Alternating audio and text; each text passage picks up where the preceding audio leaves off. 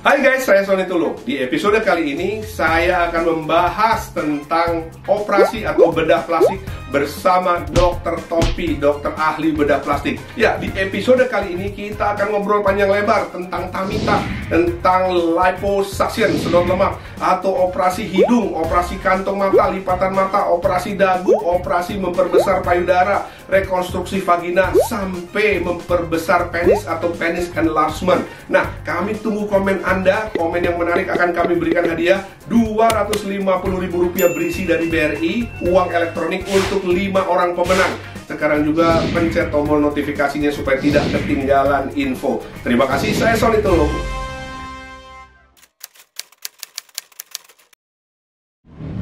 Bedah plastik untuk dari Wajah, cantikan gitu. Macam-macam kan ada tamita, liposuction, sedot lemak, operasi mata, operasi dagu, operasi hidung. Menurut Eris, setuju atau enggak? untuk itu mungkin pendapat orang mungkin beda-beda ya. Kalau untuk saya sih setuju-setuju aja gitu, karena mungkin setiap orang itu pasti ingin punya kepuasannya tersendiri buat dirinya. Jadi kalau punya uang ingin lah ya, kalau misalkan ada uang lebih pastinya mau. Ya, pendapat tentang operasi plastik setuju apa enggak sih? tergantung. Kalau memang operasinya memang menurut kebutuhan, ibaratnya kalau emang ada sesuatu yang harus diperbaiki di dalam wajah, misalkan ya memang ada ini bengkok atau gimana. Kalau misalnya hidungnya kurang bagus nih, hidungnya itu nggak simetris, nah itu memang kalau diperlukan untuk operasi, menurut aku sih nggak masalah. Untuk bedah plastik, kita melihat dari segi kesehatan. Misalnya contoh mata saya ini harus memerlukan bedah plastik. Jadi sesuai dengan kebutuhan aja. Kalau butuh boleh-boleh aja. Iya, boleh-boleh aja. Kalau untuk kecantikan, Kalau untuk kecantikan harus dilihat dari segi kesehatannya. Karena kebanyakan itu bisa menimbulkan alergi. oke. Jadi intinya Terhadap plastik yang melekat di tubuh manusia. setuju nggak operasi plastik? Tidak. Kenapa? Kenapa nggak setuju? Udah pak. Pertunjukan akan segera dimulai. Harap bersabar. Oke teman, apa kabar? Senang sekali saya kembali bisa hadir menemani Anda. Kali ini melalui tayangan yang sangat istimewa, kita akan bicara tentang kecantikan. Dan kami sudah ada di gedung yang luar biasa ini. Satu klinik, pokoknya ini istimewa banget karena yang punya juga seseorang yang sangat unik. Beliau adalah dokter tapi juga musisi, penyanyi juga, ya kan.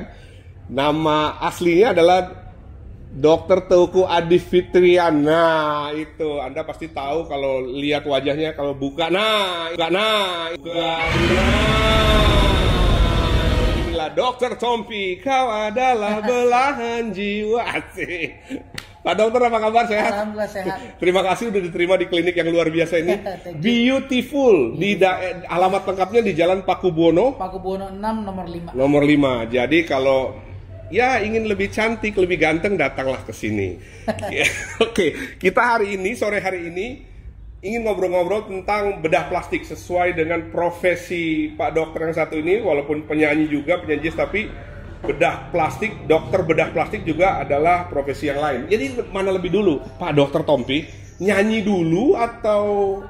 Kalau bekerjanya sih nyanyi dulu. Nyanyi dulu. Kalau bekerjanya. Kalau Tapi kalau misalnya menggelutinya justru bedah plastik dulu. Oh gitu. Kan aku 97 tuh dari Aceh terbang ke Jakarta untuk kuliah kan. Oh gitu, oke.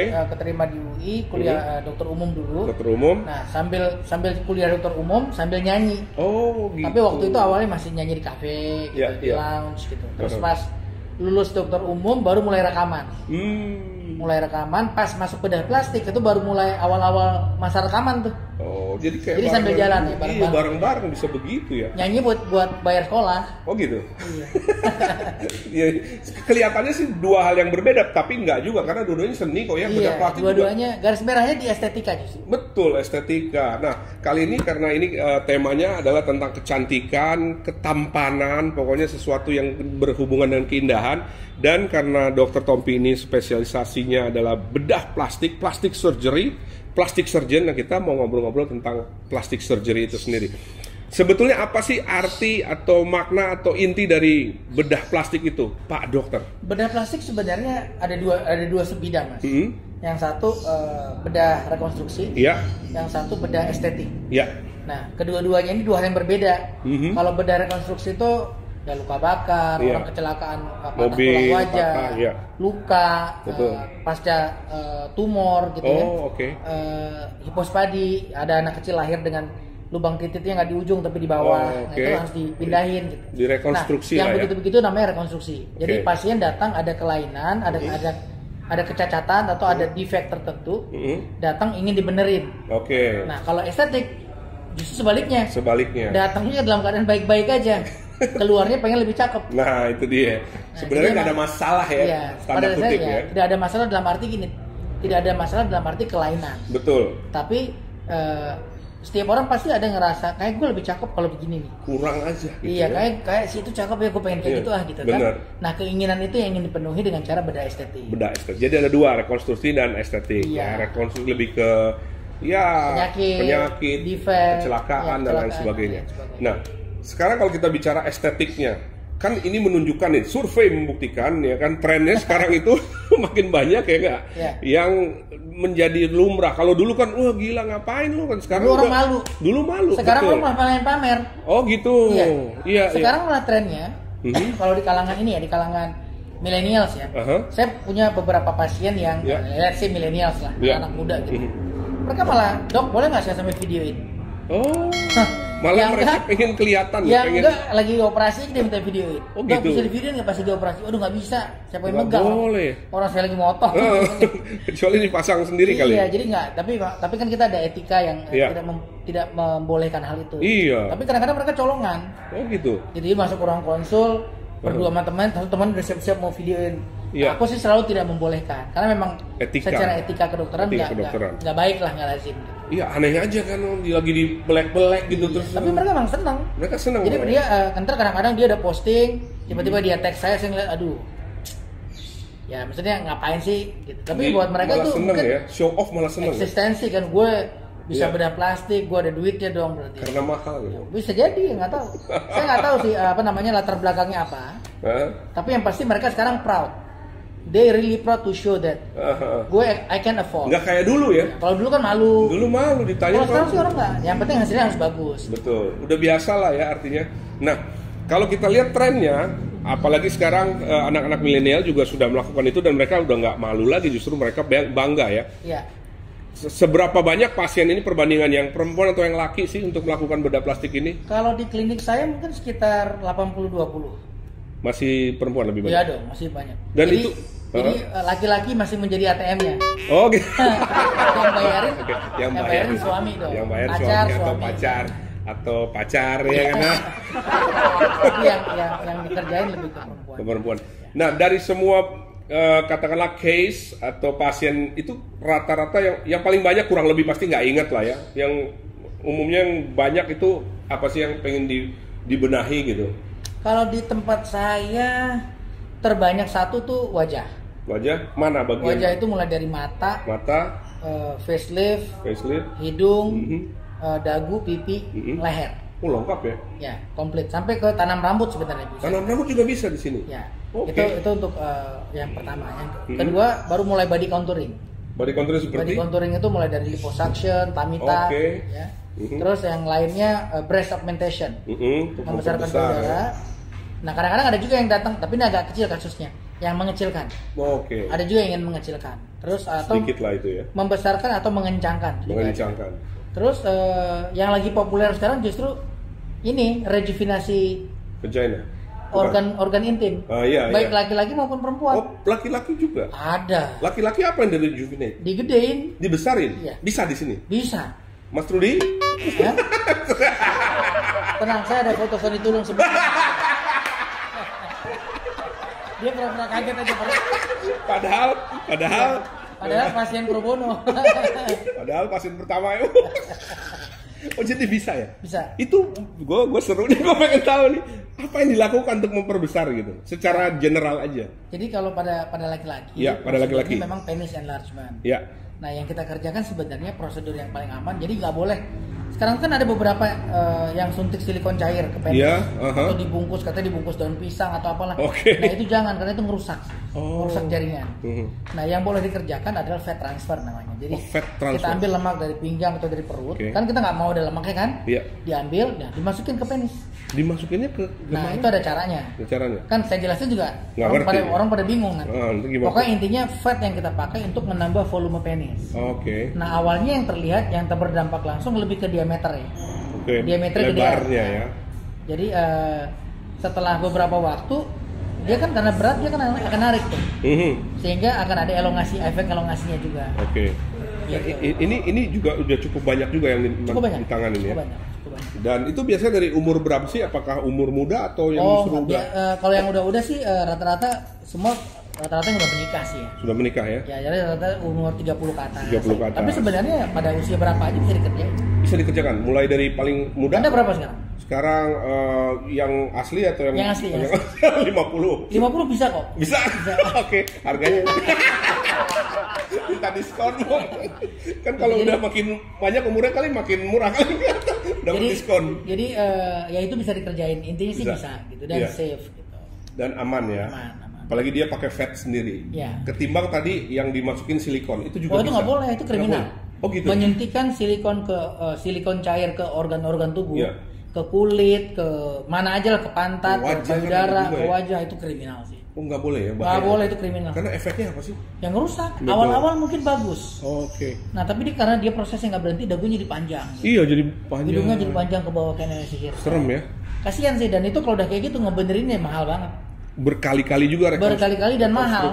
Perkalinya juga mahal karena susah. Karena udah masuk ke jaringan kan itu si silikon itu. Wow, serem ya, jadi mesti hati-hati. Nah yang berikutnya kalau kira-kira tadi kita bicara laki-laki, penis enlargement. Kalau perempuan juga ada organ intimnya diapain? Organ intim perempuan tuh misalnya gini, satu kadang-kadang kan kalau udah melahirkan 2-3 kali kan cengkramannya jadi nggak kuat kan, udah los kan. Jibeu kalau orang bilang. Nah itu bisa kita kencengin. Bisa diplikasi ototnya. Itu dioperasi juga ya? Itu operasi. Jadi dibuka otot, nanti ketemu otot pelvic floor-nya itu kita aplikasi, kita lipat. Jadi kayak dibikin jadi supaya lebih begini nih. Nah, jadi lebih kenceng cengkramannya. Itu satu. Yang kedua ada juga bibir vagina itu kan kadang-kadang suka ada hitam-hitamnya tuh, atau terlalu bergelambir. Ya kan katanya kalau pasien dok udah kayak daun pintu nih. Ceritanya mereka gitu. Kayak daun pintu, pintu koboi lagi.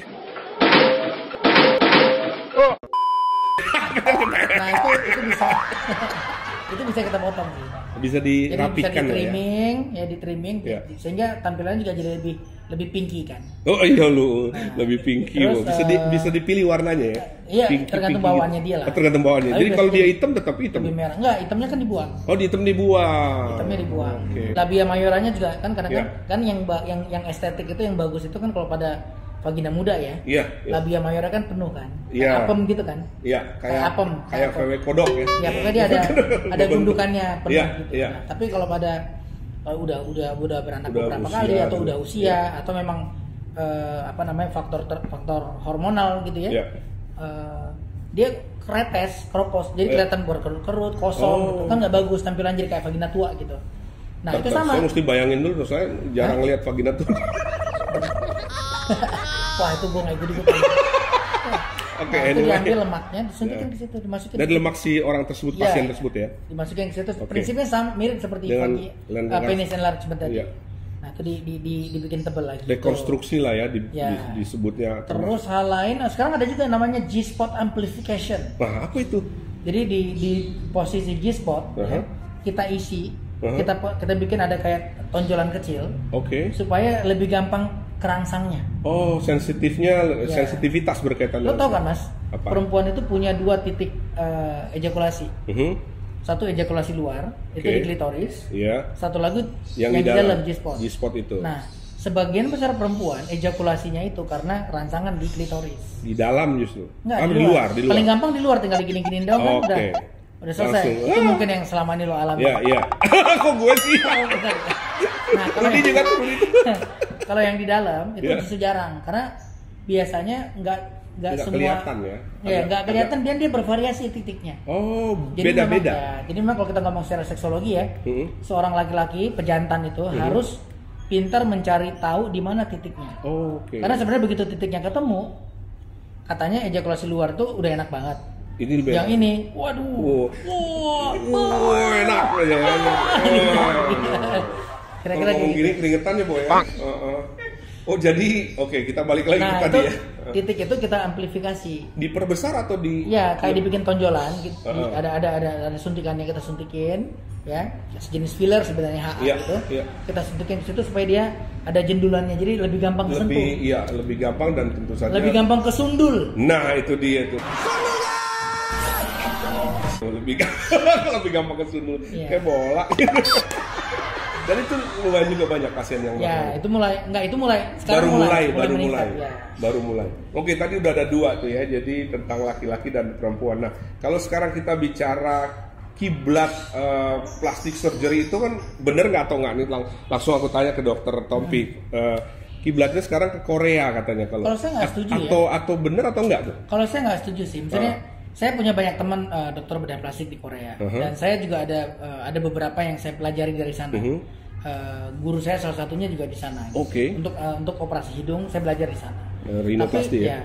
Tapi ilmu itu nggak mentah-mentah saya telan. Oke. Itu saya belajar di Korea untuk teknik tertentu. Terus saya juga belajar ke Turki untuk teknik tertentu. Nah, Turki juga. Ya, begitu saya pulang ya saya combine ilmunya, ilmu Turki sama ilmu Korea. Saya combine. Nah, jadilah sekarang prosedur yang saya kerjain sekarang. Jadi memang pada dasarnya kita ahli bedah itu harus bisa melihat kebutuhan dari market kita tuh seperti apa. Kan pasien struktur anatomi di orang Turki, struktur anatomi orang Korea sama orang Indonesia kan beda. Beda betul. Nah kebutuhannya apa? Tapi kan goalnya sama. Gitu. Goalnya tuh sama-sama pengen mencapai ke bentuk yang begini. Ya, ideal. Cuma bedanya kalau Turki tuh dari yang kegedean jadi dikecilin. Betul. Kalau Asia kebanyakan dari yang nggak ada jadi dinaikin kan gitu. Tapi kan frame berpikirnya sama, cuma cara menuju ke sana yang berbeda. Metodenya? Nah, ya kalau yang saya kerjain sekarang saya kombinasiin dua-duanya. Oke. Gitu. Jadi kalau dibilang makanya saya kadang-kadang kalau bilang ada ya biasa agent ya. Iya. Agent yang jualan bilang wah operasi Korea paling bagus. Nah, itu saya dia. sih nggak juga ya. Kalau saya sih gini dah, sederhana gini. Lo kalau udah pernah ke Korea, operasi yang bagus menurut gue. Operasi yang lo kalau udah lihat, lo nggak tahu itu dioperasi. Oh gitu. Ya dong. Betul. Namanya jadi alami gitu ya. Namanya lo meniru nih. Kita kan operasi bedah plastik itu kan prosesnya sama meniru kan. Meniru supaya kelihatan seperti asli. Misal gini, nggak ada payudara dipasang implan supaya kelihatan seperti punya payudara asli yang besar. Hidungnya pesek dinaikin supaya kelihatan mancung. Tapi kalau mancungnya tapi kelihatan palsu. Nah itu dia. Itu kan sama aja kayak lo beli tas, beli tas branded, let's say Hermes deh. Beli Hermes tapi ketahuan nih palsu, malu nggak? Malu lah. Ya sama, hidung juga gitu. Iya. Jadi operasi yang bagus itu seharusnya operasi yang nggak kelihatan palsunya. Nggak kentara ya. Nah, jadi kalau duduk nggak tahu, ini gue operasi lo, masa? Nah, kayak gitu. Yang bagus begitu. Nah, gue lumayan sering ke Korea nih. Ke Korea ngelihat, menurut gue sih masih kelihatan ya. Masih kelihatan. Jadi jadi kalau ngeliat di Instagram sih bagus-bagus aja. Iya, begitu udah aslinya. Di make up, udah di filter, udah di touch up gitu.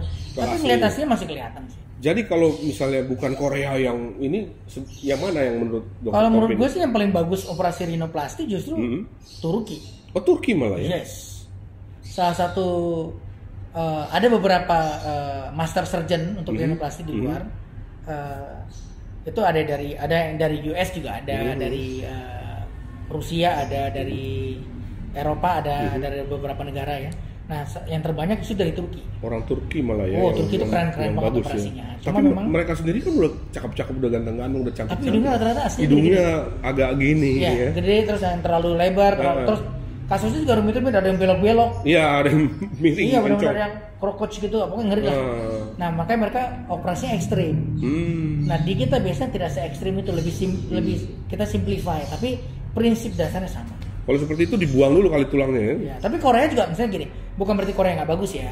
Korea juga ada yang bagus gitu. Cuma maksud saya goal pencapaiannya kan beda-beda. Betul. Nah, kalau Thailand, sekarang kita bicara Thailand. Thailand juga bagus. Thailand juga bagus, tapi gini, pada dasarnya semua negara itu, di setiap negara pasti ada surgeon atau tempat yang hasilnya itu relatif bagus-bagus. Oke. Tapi tidak ada satupun. Nah ini kalimatnya penting nih. Di semua tempat itu pasti ada operator yang bagus, surgeon yang bagus. Tapi tidak ada satupun di muka bumi ini yang surgeonnya itu nggak pernah melakukan hal yang tidak bagus. Tidak pernah melakukan. Misalnya gini mas. Oke, ya. Ada Profesor A nih. Ya. Dia melakukan operasi bedah plastik, rinoplastik 4.000 kasus dalam setahun. Betul. Wah dia terkenal bagus banget. Iya.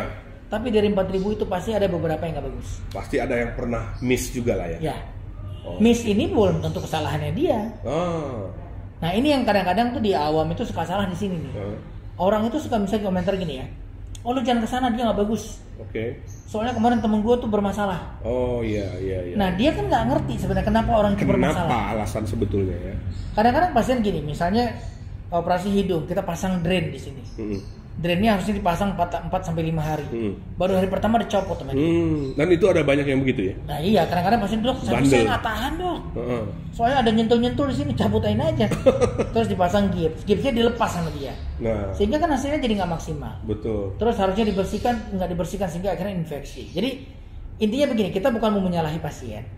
Ya. Dokter yang baik atau klinik estetik yang baik itu begitu ada masalah tahu harus ngapain. Gitu. Cuma proses-proses ini kan ada runtutannya. Iya. Bedah plastik itu nggak kayak kita ngecat tembok. Saya nggak suka nih catnya warna merah. Besok ganti biru langsung, nggak bisa. Ada proses ya. Jaringan tubuh kita itu perlu waktu dulu untuk sembuh. Iya. Begitu jaringannya udah sehat, udah matang, udah lunak, baru boleh kita macam-macamin lagi. Nah, attack yang terlalu cepat malah ngerusak bukannya memperbaiki. Ya seperti kalau kasus yang banyak kita tahu ya kayak Michael Jackson almarhum. Nah itu contohnya mas, misal gini. Iya. Michael Jackson kan di Amerika. Betul. Duitnya kurang apa sih? Iya. Dia bisa bayar dokter termahal gue rasa. Betul. Tapi kenapa hidungnya rusak? Iya. Karena mungkin terlalu cepat ya, belum. Mungkin waktu. Dia, mungkin ya, mungkin saja. Nah ini kasusnya lumayan sering nih kayak gini nih. Pasiennya yang ngotot. Udah cepet ya, gue nggak bisa nih kayak gini, gue nggak bisa. Akhirnya si surgeonnya jadi kayak terpaksa ngerjain. Akhirnya malah berantakan. Kadang-kadang pasien bilang, dok kerjanya pokoknya jelek pun saya tanggung jawab deh, nggak usah takut. Gitu ya. Saya nggak akan gitu-gitulah. Nah ini kalau saya sekarang di posisi yang memilih untuk nggak mau sebatas menuruti maunya pasien. Iya, nggak mau dipaksa sama pasien. Ya, pokoknya saya akan kasih tahu, Bu, ini prosesnya begini-begini. Ini hasilnya belum bagus. Kan misalnya gini mas, orang sekarang misal kadang-kadang banyak yang senang sama kerjaan rinoplastik gue misalnya. Apakah semuanya pasti bagus? Belum tentu. Belum tentu, betul. Ada 1-2 yang hasilnya gue juga nggak suka. Aduh, ini nggak bagus nih. Nggak sesuai sama yang gue desain. Proses penyembuhannya tidak berjalan semulus yang gue pikirin. Nah, kan gue pengen koreksi. Betul. Saya koreksi ya. Tapi tunggu. Kita tunggu, kasih waktunya untuk tubuhnya sembuh dulu. Biasanya berapa lama? Rata-rata kurang lebih 6 bulan. 6 bulanan baru 6 boleh bulan. Lagi untuk hidung ya. Ya. Gitu. Cuma kan pasien kadang-kadang, aduh dok, tapi gimana dong 6 bulan saya begini, saya malu dong ketemu orang. Dia nggak sabar, dia pergi ke dokter lain. Dia pergi ke dokter lain, dibongkar, begitu dibongkar hasilnya makin nggak kekontrol, ya, udah lebih rusak, baru datang ke kita. Waduh, repot dong. Datang lagi gitu dok, maaf ya dok, kemarin saya begini. Nah itu lagi, ya itu contoh kasusnya begitu. Jadi emang estetik itu nggak bisa segampang itulah. Iya, ada prosesnya. Gitu. Jadi ada rules yang harus kita ikutin gitu. Nah sekarang ini menarik karena hidung khususnya atau wajah secara umum itu memang adalah bagian yang selalu orang ingin rubah. Entah mata, entah hidung, mungkin sedikit bibir ya kan. Lalu perempuan juga biasanya breast augmentation dan lain sebagainya. Nah kalau sekarang bicara bentuk apa istilahnya tadi itu reshaping kali ya, misalnya lipo atau tummy tuck, itu apa yang harus diperhatikan bagi pasien dan kalau yang ingin, saya pengen dong dibentuk nih tummy tuck, apa yang menjadi patokan? Awam itu selalu ingin buru-buru liposuction ya atau tummy tuck. Pada saat badannya itu dirasa gendut, ya kan, atau udah mulai lebar nggak karu-karuan nih dok, saya pengen dikecilin. Gitu. Nah, ada satu hal yang mereka lupa. Dokter bedah plastik itu bisa ngecilin, tapi nggak bisa memastikan Anda terus-terusan kecil. Nggak ada garansi untuk bahwa lo akan tetap begitu. Gini mas, sekarang gini, lo punya tugas gue tuh ya ibarat tukang sampah. Gue cuma ngebuangin tong sampah yang udah keisi penuh. Yang ngisi siapa? Gue tuh dia. Iyalah. Ya, badan kita juga begitu. Yang bikin lo jadi gemuk terus siapa? Ya orang itu. Ya. Iya.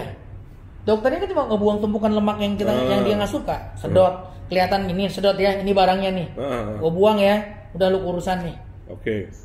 Setahun kemudian dia datang, dok, gue gede lagi nih. Lo bodoh. Nggak bisa dia ngomong begitu.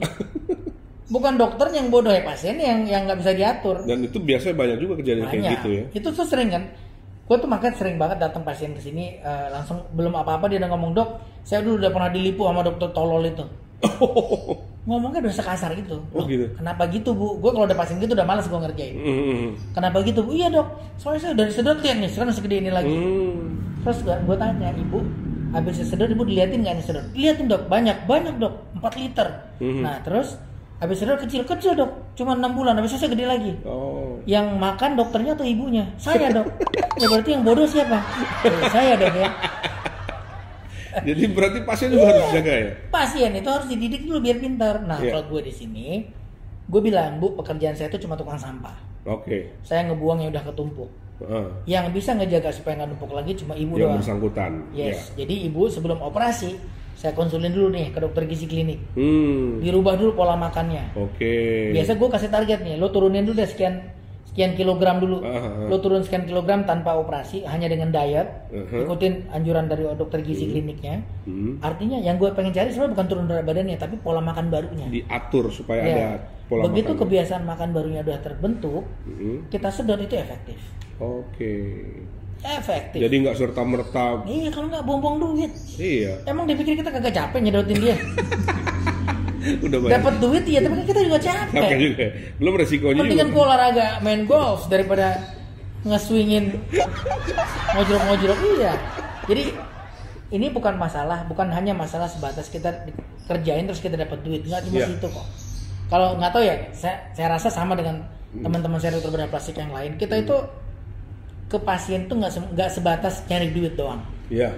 Kalau gue sih malah berkarya, gue nggak bikin karya. Iyalah. Gitu kayak nge-shape gitu ya, bikin hidung jadi kalau ngeliat pasien jadi lebih cantik, bangga. Wah, itu kerjaan gue tuh. Itu kan seneng ya. Seneng ya. Kayak kita pelukis aja gitu. Bukan berarti bukan kerjaan gue dalam arti kita ngelangkain Tuhan, bukan. Maksudnya ada proses berkesenian lah di situ. Iya. Ada estetik yang ini kan kita kerjakan. Oke, jadi tadi sudah bicara tentang liposuction. Terus tamitak belum nih, dong? Kalau tamitak nih gimana? Nah, tamitak itu juga sama tuh. Pasien sering datang gini, dok, saya mau liposuction aja nggak mau tamitak. Atau dok, saya nggak mau dilipo ya, saya mau langsung tamitak. Oke. Dia pikir tuh sama. Dia pikir tuh sama kayak, dok, saya mau ke Jogja naik bis ya. Dok, saya mau ke Jogja naik kereta. Nggak begitu.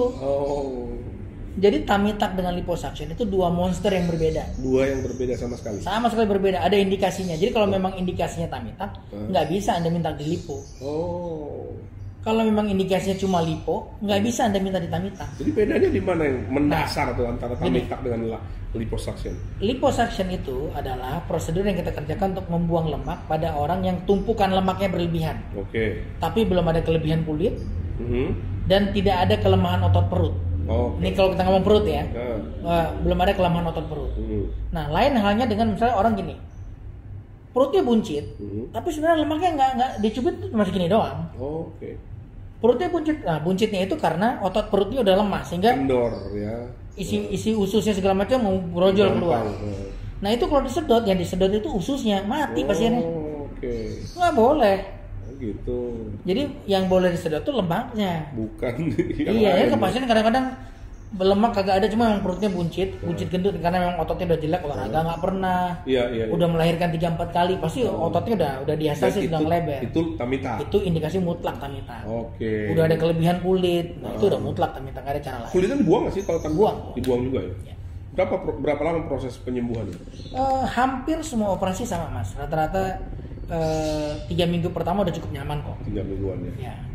Tapi untuk total kan mungkin 6 bulan kali ya. Recovery totalnya sampai benar-benar lemas bagus tuh 6 bulan. 6 bulanan. Nah, oke, ini rasanya udah banyak juga yang. Tapi mungkin terakhir nih tentang apa ya istilahnya yang harus diperhatikan kalau kita ingin melakukan bedah plastik. Apa aja gitu secara general? Ini menarik apa mas. sih? Yang pertama nih, apapun yang akan dikerjakan itu adalah mutlak keinginan pasien. Oke, satu. Ini dulu. Jadi nggak bisa pasien datang, dok, ini kata suami saya pengen payudara saya digedein. Oh gitu. Kalau gue dokternya gue suruh pulang. Oh gitu. Silahkan pulang, diskusikan dulu sama keluarga Anda, sama suaminya. Yang pengen sampai itu menjadi keinginan Anda baru Anda balik lagi. Oh gitu. Kenapa? Karena yang ngalamin proses penyembuhan kan dia nanti. Betul. Ada nyeri, ada segala macam, ada nggak nyamannya kan dia yang ngalamin. Iya. Bukan suaminya. Betul. Jadi kalau saya selalu bilang kerjain yang memang Anda mau kerjain. Sampai ke jokes gue begini, ini jokes ya, bukan serius ya. Dok, saya sebenarnya pengen operasi payudara tapi suami saya nggak boleh atau pacar saya nggak ngebolehin. Ganti pacar lo. Iya. Ganti aja. Iya dong. Ya itu jokesnya, tapi ya bukan berarti gue suruh dia putus ya. Tapi jokesnya kira-kira kayak gitu. Artinya sepenting itu suatu prosedur dikerjakan hanya karena keinginan pasien, bukan karena suruhan orang lain. Siapapun itu. Bukan orang tua lu yang nyuruh, bukan teman, bukan tren. But do it because you want to do it. Itu satu yang pertama. Yang kedua, cari tahu prosedur yang lo mau itu seluas-luasnya. Browsing. Browsing dulu, cari tahu gini. Jadi itu dijadikan dasar pengetahuan untuk nanti konsultasi ke dokter. Oke. Nah, yang ketiga cari dokter yang tepat, cari klinik yang tepat. Nah, ini yang jadi masalah nih. Betul. Ini agak tricky. Di Indonesia kita itu masih rada abu-abu, Mas. Iya. Ada dokter THT ngerjain breast augmentasi. Ya ngaco. Iya, banyak tuh. THT itu bukan telinga, hidung, tete. Iya. Telinga, hidung, tenggorok. Jadi jangan dong ngerjain breast augmentation. Dan itu kan harus ada spesialisasinya lagi. Iya. Nah ini saya ngomong terang-terangan aja nggak apa-apa. Mudah-mudahan ada yang dengar nih dokter THT-nya. Pasti banyak. Ya mudah-mudahan menjadi tamparan keras buat dia untuk tidak lagi melanjutkan.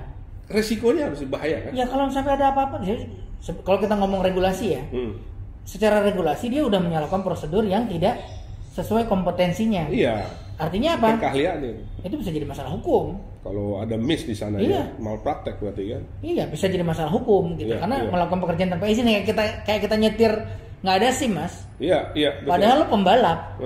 Lo pembalap nasional juara nomor 1 di sirkuit. Ketangkep di lampu merah Plaza Senayan gara-gara nggak ada SIM. Tetap kena. Nggak bisa, tapi gue jago nih. SIM-nya ada nggak? Nggak ada, kena. Tetap ya. Iya, nah sama dengan itu. Jadi dokter THT nggak boleh ngerjain breast augmentation. Karena selama THT itu masih telinga, hidung, tenggorok, bukan tete. Ya, ini penting nih. Kalau sebaliknya juga nggak boleh dong. Sama. Iya kan? Gue juga sebagai dokter bedah plastik nggak akan ngerjain sinus. Kita bisa nggak ngerjain? Ya bisa aja. Bisa, ya dasarnya kan ngerti. Motong tonsil nih, orang amandel bengkak kita potongin. Secara teknik kayak kita bisa aja ngerjain. Iya. Tapi kita nggak ngerjain. Karena bukan teritori saya. Betul. Gitu ngeluarin bayi dari kandungan. Secara teknis sangat mungkin kita pelajari. Ngerti lah ya paling tidak. Itu kan kita juga ngerjain tamitak juga tinggal masuk satu lapis lagi ketemu itu. Dan yang terakhir apa ini? Tadi dua hal. Yang terakhir memperkaya pengetahuan yang berhubungan dengan ini nih. Bedakan antara komplikasi sama malpraktek. Oke. Sama hasil yang tidak diharapkan. Oke. Nah ini berbeda nih Mas. Nah ini kadang-kadang terjadi masalah. Gitu misalnya gini, kan sekarang lagi ada kasus kan yang Nancy Milano siapa tuh? Renzi Milano ya. Iya. Nah itu yang sempat di filler bibirnya terus keluar nanah kan. Nah terus heboh tuh. Itu yang nge-tag gue banyak banget tuh. Gimana nih kasus malpraktek, mau dilaporin nggak gitu. Nah gue sih senyum aja ngeliat begitu. Yang pertama itu bukan nggak bisa dikategorikan. Saya nggak tahu kecuali dikerjakan bukan oleh dokter yang ahli ya, bukan dokter yang berkompeten yang tadi gue bilang. Gitu. Kalau dokter THT ngerjain tete ya salah. Gitu. Tapi kalau misalnya dia ternyata adalah dokter yang memang ada izin praktek estetiknya, nah terus mengerjakan terus jadi bernanah, nggak bisa dibilang malpraktek. Harus diteliti lagi lah ya. Itu yang terjadi adalah komplikasi namanya. Disuntik, terus dalam beberapa waktu ternyata ada proses peradangan sampai menimbulkan infeksi, ya. Akhirnya keluar nanah, ya udah. Anda kembali ke dokternya akan membantu untuk mengatasi masalahnya. Akan diteliti lagi. Iya, gitu. Unless Anda udah sebegitu marahnya untuk nggak mau kembali lagi ya cari pertolongan lain. Tapi intinya satu hal itu bukan malpraktek, itu komplikasi dan itu bisa terjadi sama siapa aja. Even sama dokter yang nolongin. Betul. Gitu misalnya dia datang ke saya nih, saya nolongin gitu. Bukan nggak mungkin satu saat saya nyuntik filler terus komplikasi cerita yang sama sampai bernanah bisa aja. Jadi masalah seperti itu ya. Yang terpenting itu yang tadi saya bilang, kita kalau belajar itu nggak cuma belajar cara mengerjakan tapi juga belajar cara mengatasi. pada saat ada masalah kita bisa bantu atasi gitu. Maka kadang-kadang itu pasien bisa nggak sabar. Itu yang kadang-kadang di sini kadang-kadang komunikasi itu nggak susah ya. Gitu, atau kadang-kadang ekspektasinya terlalu tinggi gitu. Gitu, pekerjaannya ini tapi pengennya ini, nggak bisa. Nah, satu lagi mungkin yang terakhir, kalau soal biaya kan nggak ada patokan yang jelas kan. Jadi kan kalau jangan di sana mahal, di sini aja kan ada kayak gitu kan. Di sini lebih murah. Nah, pandangan Dokter Tompi tentang itu apa? Apakah pekerjaannya sama? Sekarang gini Mas, lo beli tas LV, tasnya modelnya persis begini nih, harganya di Plaza Senayan 23 juta, di Pondok Indah Mall harganya 30 juta, lo pilih mana?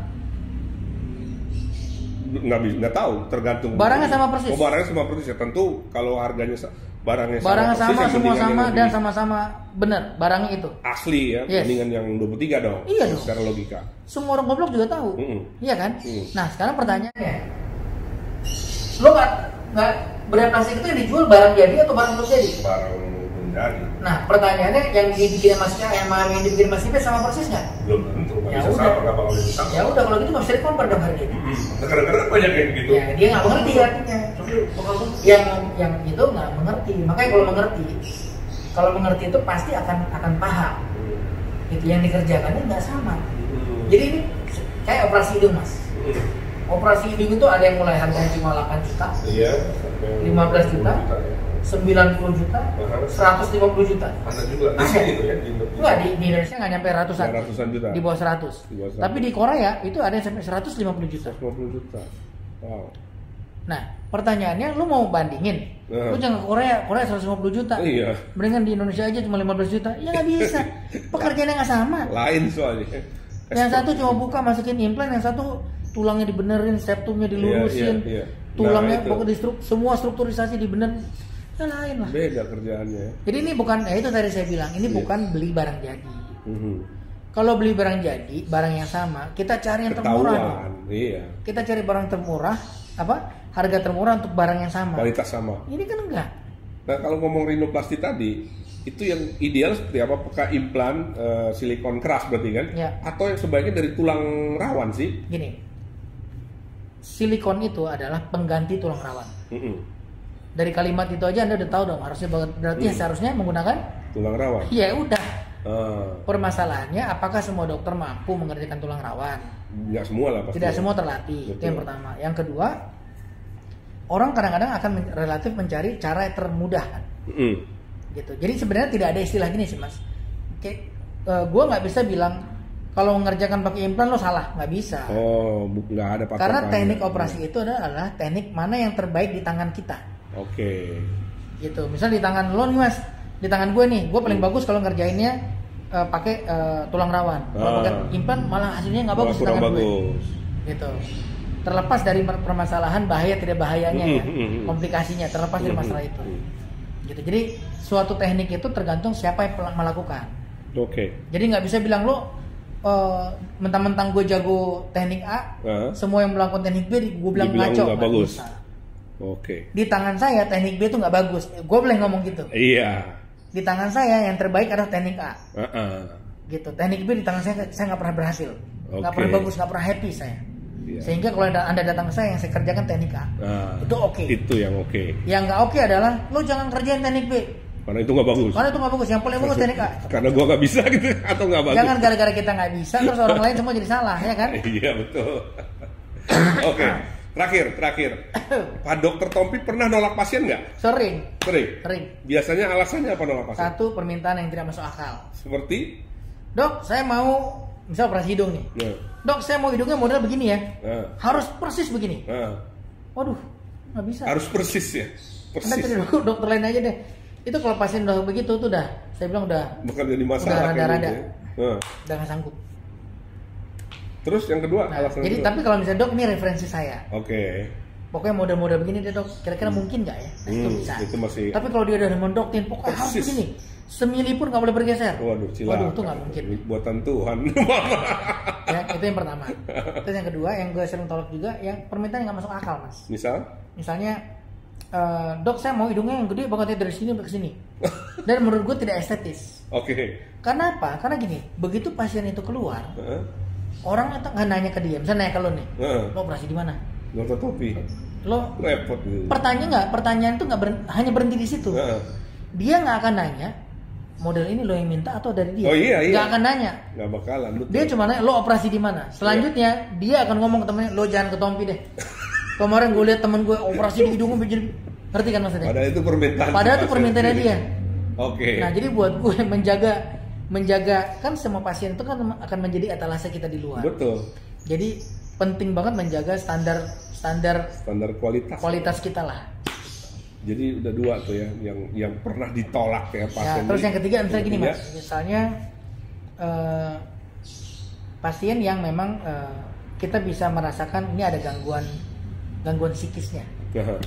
Dia tidak akan pernah puas dengan tindakan apapun. Oh gitu, ada tuh ya. Dok, saya udah pernah ke operasi ke sini, saya udah konsultasi ke mana-mana, saya gini, saya nggak pernah happy, saya nggak pernah dapat ini, kok kurang dikit toh. Aduh ini kok bagian gitu. Nah itu malah mungkin kita bisa diagnosis sebagai sindrom tertentu lah secara psikis. Itu kalau kayak gitu mendingan kita tolak karena nanti jadi masalah. Oh, ternyata ada banyak pasien ya macam-macam. Sama yang terakhir adalah yang ekspektasinya nggak bisa ketemu dengan kita. Misalnya? Dok, saya pengen begini ya, ekspektasinya ketinggian. Gitu, saya pengen seperti ini ya. Padahal kita tahu tindakan itu cuma bisa segini doang. Atau at least saya hanya mampu segini. Tapi dia minta yang segini. Jadi misal gini Mas, dia lihat di Instagram nih, ada dokter di satu belahan dunia mana gitu, yang bisa ngerjain facelift sampai kelihatannya kayak anak SMA lagi. Tarik semua. Terus dia datang ke gue nih, Dokter Tompi saya mau operasi kayak gini, bisa nggak? Saya bayar berapapun saya mau. Terus gue bilang, Bu, kalau gue akan ngomong apa adanya, saya cuma sanggup segini doang. Kalau ini saya nggak kuasain. Jadi kalau yang begini jangan saya deh. Nah, gue akan gitu supaya ekspektasinya ketemu. Iya, kalau nggak. Tapi nggak mau dok, saya maunya begini. Karena kalau nggak repot Mas. Begitu dia bilang, oh ya udah dok, nggak apa-apa. Kita udah kerjain. Padahal perubahannya udah jauh tuh dari yang tadinya dia katakanlah kalau dinilai ya kecantikannya level 6 gitu. Sekarang udah 8. Tapi dia memang dari awal pengennya 10. Ya saya nggak sanggup. Saya cuma sanggup di 8 doang. Jadi kalau Anda lihat ini, Anda nggak bisa bilang saya gagal karena dari awal saya cuma bisa menjanjikan dari 6 ke 8 loh. Nggak bisa sampai 10. Ya. Kalau tadi barusan apa namanya facelift itu juga banyak ya? Banyak.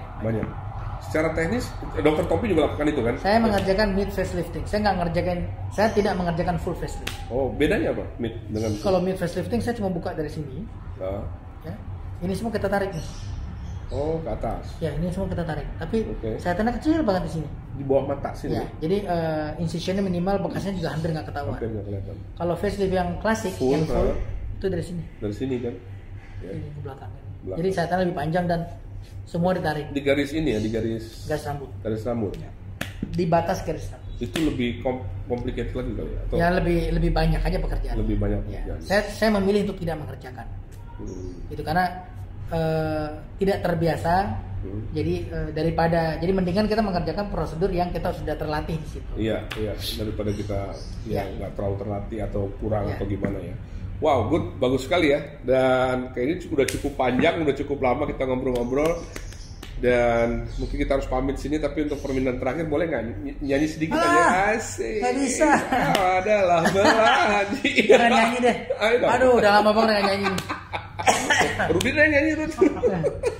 Oke, kalau gitu ya kita selesaikan di sini. Terima kasih Pak Dokter Tompi. Semoga informasi yang Anda lihat, Anda saksikan ini bermanfaat untuk Anda. Jadi kalau Anda ingin katakanlah mempercantik, mempertampan diri, dengarkan nasihat-nasihat atau tips-tips yang barusan.